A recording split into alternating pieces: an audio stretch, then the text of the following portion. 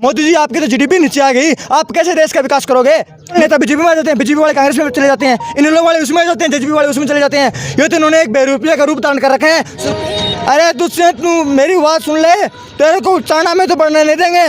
उच्चारणा का हाल देख तू आकर के, तेरे खुद के विधानसभा का, और उच्चारणा क्या पूरा हरियाणा तेरे को किसी भी विधानसभा क्षेत्र में बढ़ने नहीं देगा। जो किसान से टकराएगा वो चकनाचूर होता जाएगा।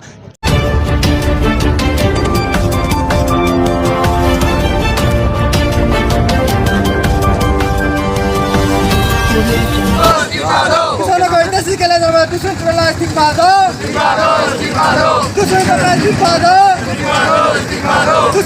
आज के हमारा धरना प्रदर्शन चक्का जाम करने का मुख्य मकसद ये था। भारतीय किसान यूनियन के प्रदेश अध्यक्ष गुरनाम सिंह चंदौनी के निर्देशानुसार आज न केवल एलनाबाद बल्कि पूरे राजस्थान हरियाणा में हर जगह नेशनल हाईवे जहाँ जितने भी लोग किसान इकट्ठे होकर जो भी रोड जाम कर सकते हैं, वहाँ पर किसानों ने एकजुटता के साथ रोड जाम करने का कार्य किया है।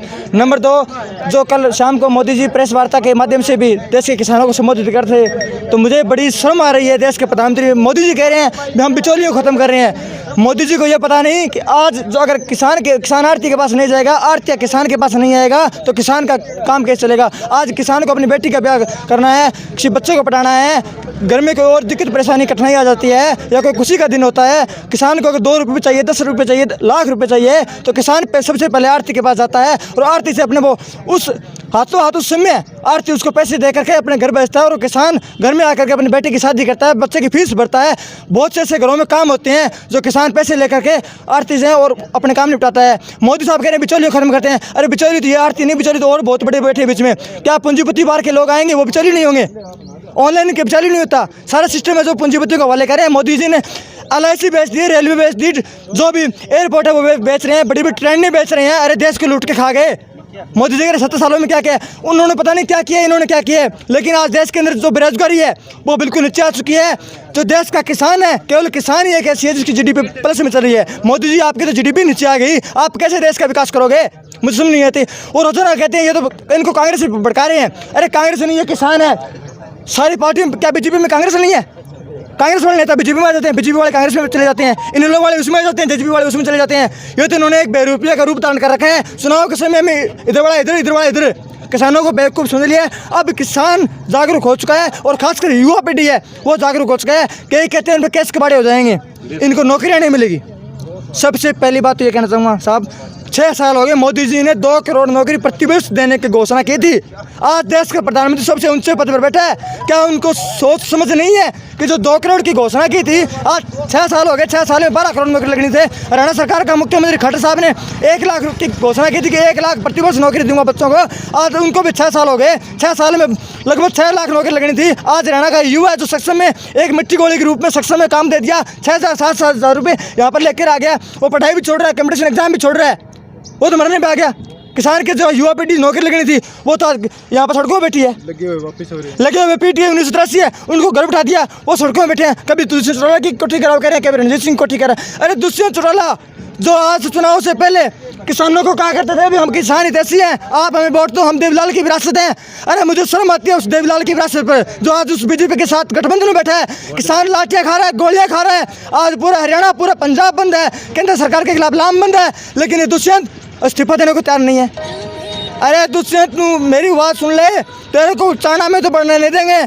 उच्चारणा का हाल देख तू आकर के, तेरे खुद के विधानसभा का, और उच्चारणा क्या पूरा हरियाणा तेरे को किसी भी विधानसभा क्षेत्र में बढ़ने नहीं देगा। दुष्यंत चौटाला अगर चाहता है कुछ अपना आगे का भविष्य या हरियाणा की सेवा करना चाहता है तो आज ही अपने बीजेपी सरकार से अपना इस्तीफा दे और किसानों के बीच आए, किसानों की आवाज़ को बुलंद करे, तभी तेरा भला हो सकता है। वरना जो किसान से टकराएगा वो चकनाचूर होता जाएगा। इनकलाब जिंदाबाद, जय हिंद, जय भारत। पूरे देश के अंदर भारतीय किसान यूनियन की तरफ से जो धरने प्रदर्शन चल रहे हैं, क्योंकि आज किसानों की लगभग 90% जो फसल हैं वो पूरी तरह से ख़राब हो चुकी हैं और किसान के पास कुछ नहीं बचा। और दूसरी तरफ जो केंद्र सरकार है वो 3 ऐसे अध्यादेश लेके आई है जो किसानों के विरुद्ध है, जो कि किसानों को मारने का काम कर रहे हैं। इसलिए आज पूरे देश के किसान ने 20 तारीख को रोड जाम करने का प्रशासन को अल्टीमेट दिया हुआ था कि हम 20 तारीख को अगर हमारी मांगें नहीं मानी गई 20 तारीख तक तो हम रोड जाम करेंगे और आगे भी अगर हमारे को बड़ा संघर्ष करना पड़ा तो हम बड़ा संघर्ष करेंगे, पीछे नहीं हटेंगे।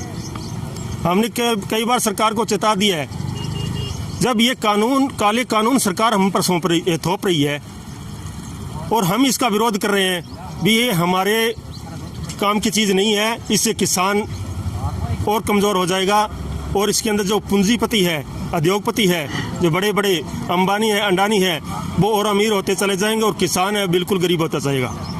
तो फिर किस प्रकार ये देश बचेगा? जब अगर किसान बचेगा तभी देश बचेगा। आज लगभग 70% किसान प्रदेश देश है और जहाँ किसान मेहनत से फसल उगाता है और उस फसल से आज हमारा देश चलता है।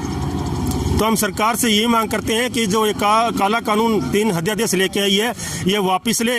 अगर वापस नहीं लिया तो हम किस स्तर पर जा सकते हैं ये आपको बताते हैं, चेतावनी देते हैं। ये हम कोई किसी लाठी डंडे से डरने वाले नहीं है। एक बात निकल के आ रही है कि भारत बंद का भी आह्वान हो सकता है, वो क्या सच्चाई है? देखिए, जो हमारे किसान नेता है राष्ट्रीय स्तर पर और हरियाणा स्तर पर, राज्य स्तर पर जो हैं, वो जो जैसा भी आदेश हमारे को देंगे हम उनके आदेश मानेंगे और उनके आदेश दिए आदेश की पालना करेंगे। और हम सरकार को चेताते हैं भी। आज जो ये धरना प्रदर्शन है, समस्त हरियाणा नहीं समस्त हिंदुस्तान के अंदर ये धरना प्रदर्शन चल रहा है, जहां 70% खेती करने वाले किसान होते हैं। उस देश के किसान के आज ये हालात हो चुके हैं कि वो मरने को मजबूर, आत्महत्या करने को मजबूर है। वो इसलिए है कि जो ये सरकार है ये बिल्कुल घटिया सरकार है। ये एक से एक कड़े कानून किसानों के विरुद्ध लेके आ रही है। अगर किसान नहीं बचेगा तो इस देश का क्या होगा? तो जिस प्रकार से ये सरकार ये तीनों अध्यादेश लेकर के आई है और इनमें किसानों के विरुद्ध है, इसी कारण हम आज यहाँ इकट्ठे हुए हैं। और जैसे कि हमारे किसान नेता है, उनके आदेश के अनुसार हमने आज अपना रोड जाम किया है। अगर ये सरकार नहीं मानी है तो हम बहुत बड़े कदम आने वाले समय में उठाने वाले और पूरा भारत बंद करने का आश्वासन हम देते हैं कि अगर हमारी मांगे पूरी नहीं की गई तो आने वाले टाइम में बहुत बड़ा ये आंदोलन होगा। सिर्फ ये एक बात है कि ये जो आगे सरकार चुन करके भेजी गई है हमारे द्वारा, हमने ही वोट दिया तभी ये आगे गए हैं। लेकिन ये रंडों की सरकार है, इनको कोई परिवार से कोई मतलब नहीं है। इनको क्या पता कि आगे जाकर घर में परिवार में माता पिता भी होते हैं, औरतें भी होती हैं, माँ बेटी बहन सब बच्चे भी होते हैं। तो उनको क्या पता कि आगे बच्चे क्या मांगते हैं, क्यों? इनको तो कोई मांगने वाला है नहीं। इसलिए मेरे सरकार से ये विनती है और आप मीडिया भाइयों से विनती है कि आप आगे मेरे बात पहुंचाएं कि ये सरकार जो काले कानून लेकर आई है किसानों के खिलाफ, ये बिल्कुल बंद कर दे। ये किसान विरोधी कानून बंद करे और जो हमारे द्वारा ये रोड जाम चक्का जाम किया जा रहा है और ये पुलिस प्रशासन जो हमारे किसान भाइयों पर जो लाठी चार्ज किया था, इसके विरोध में हमने ये जो चक्का जाम किया है। हमारे सभी मीडिया कर्मियों से ये विनती है कि आप आगे सच दिखाएं। कुछ मीडिया आगे अंतर्राष्ट्रीय लेवल पर ऐसे बैठे हैं, राष्ट्रीय लेवल पर है, जो कि झूठ को बिल्कुल झूठ करके और सच को भी झूठ करके दिखाते हैं। ये ऐसा न हो, हमारी मांगे आगे तक पहुंचाई जाए। किसानों को अगर हमारे ऊपर वही पुलिसकर्मी या जो सरकार वो लाठी उठाए जिसने अभी तक किसान का अन्न पैदा किया हुआ अन्न का टुकड़ा न खाया हो, अरे खाते हमारा है, मारते ही हमें, ये कहाँ का न्याय हो गया?